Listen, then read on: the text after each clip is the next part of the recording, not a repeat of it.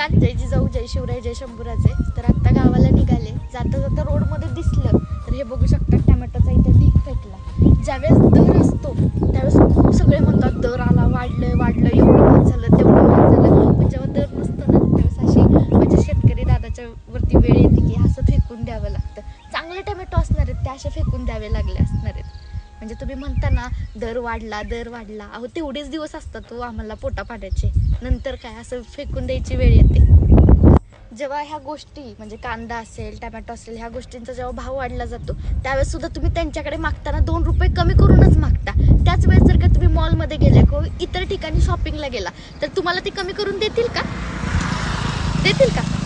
नाही ना. मॉलमध्ये गेल्यावर तर तुम्हाला कोणीच कमी करून देणार नाही. हाय त्या किमतीतच तुम्हाला घ्यावं लागणार, बरोबर ना?